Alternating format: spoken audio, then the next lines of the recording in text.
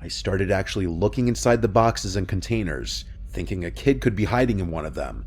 But halfway through, I started realizing there was no way a kid could close any of these containers or boxes on top of themselves. At this moment, I felt like I was alone, but that I also wasn't. I can't explain it. And then, right behind me, I heard something plastic drop to the floor. There was no draft whatsoever down in that basement. I didn't even turn to see what it was. I just fled to the upstairs without looking back.